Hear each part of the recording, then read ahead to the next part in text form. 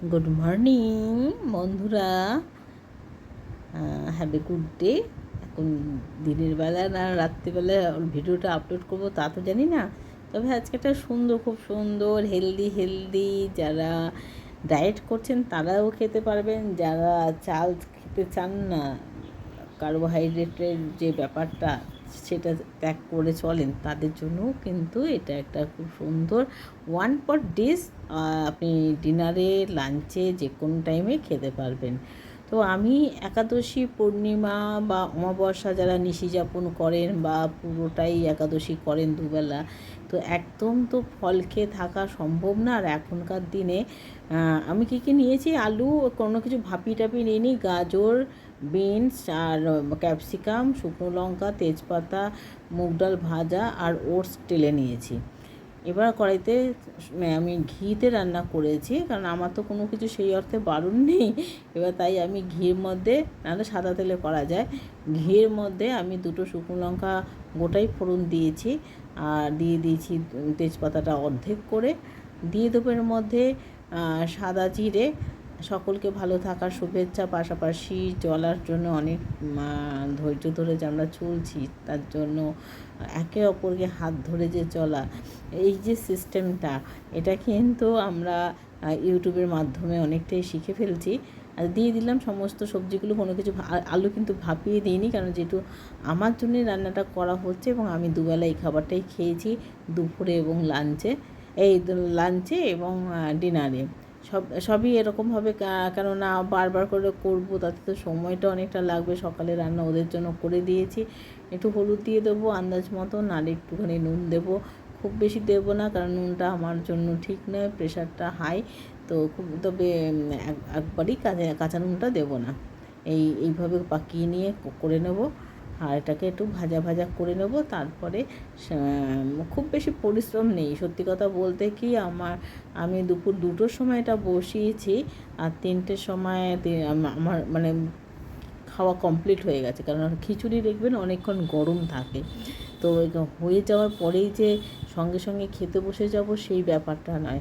তার মধ্যে যেইটা দিয়ে করছি সেটা একটু আঠা ভাবটা থাকে, তো যত বেশি আঠা ভাব থাকবে তত বেশি ঠান্ডা হতে সময় নেবে। দিয়ে দিলাম সামান্য একটু জিরের গুঁড়ো, একটা কাঁচা লঙ্কা দিয়েছি, এটা কিন্তু চিড়ে দিইনি, এটা শুধু ফ্লেভারের জন্য দিয়েছি। এবার আমি এটা যে ডালটাকে ভেজে নেওয়ার পরে একটুখানি, ডালটা তো আগেই ভাজা ছিল, মানে ঘিয়ের মধ্যে ভেজে নেবার পরে এবারে এগুলোকে সেদ্ধ করার জন্য অল্প পরিমাণ, আপনি 1 কাপ 1.5 কাপ যতটা পরিমাণ আপনার ইচ্ছে হবে যতটা আর কি ওটস দেবেন সেই হিসেব করে একটা দিতে হবে। 1/3 হিসেবটা 1/3 দিয়ে এটাকে দেখুন সুন্দর একটা সেদ্ধ হয়ে এসছে, প্লাস এর মধ্যেও কিন্তু কিছুটা জল রয়েছে। এবার চাইলে আপনি একটু জল দিতে পারেন, কেননা এবার ওটস দেবো, ওটস দিলে পর কিন্তু এটা পুরোটা টেনে নেবে জলটা। এবার আমারটা মানে একটা ড্রাই হয়ে গেছিলো, কেননা আমি পাতলা করিনি। আপনি যদি পাতলা করতে চাইলেন অবশ্যই কিন্তু আরও 1/2 কাপ জল এখন দিয়ে, মানে ফোটানো জল 1/2 কাপ এই পর্যায়ে কিন্তু দিয়ে দিতে হবে, না হলে কিন্তু কাদা হয়ে যাবে। এবার এর মধ্যে চাইলে চিনি দিতে পারেন, চাইলে স্কিপ করতে পারেন। আমি একটু দিয়েছি, কেননা আমি একটু মিষ্টি খেতে ভালোবাসি। আপনারা হয়তো অনেকেই জানেন যে আমি মিষ্টি খেতে পছন্দ করি, আর আত্মীয় স্বজনরা তো জানেই, আর এমনি যারা নতুন বন্ধু তারা হয়তো জানেন না, তাই একটু বলে দিলাম। এরপর আমি লঙ্কাগুলো সব তুলে নেব, তার কারণ হচ্ছে যে লঙ্কা থেকে ঝাল বেরোবে। এটাকে আমি এখন দুপুরের জন্য আমি এটাকে তুলে নিচ্ছি, আর বাকি অর্ধেকটা থাকবে রাতের জন্য। চাইলে এখানে টমেটো অ্যাড করতে পারেন যারা টমেটো খান, আমি তো ব্যথার জন্য টমেটো খাই না, তো আমি দিলাম না। এটা ছিল একাদশীর দিন, যেদিনকে চাল, অন্ন এসব জাতীয় কিছু মুড়ি চিড়ে খাওয়া যাবে না সেদিনের জন্য, তাই ডালিয়া দিয়ে করিনি। ডালিয়া দিয়ে করতে পারতাম, এটা ওটস দিয়েই করেছি। আর এবার যেহেতু অনেক মানুষের, এখনকার দিনে মানুষের কি অনেক প্রকার ওষুধ খেতে হয়, কারো থাইরয়েড, কারো প্রেশার, কারো সবই আছে, তো তখন সে কী করবে, সে সকালবেলা ওষুধগুলো খাবে কী করে?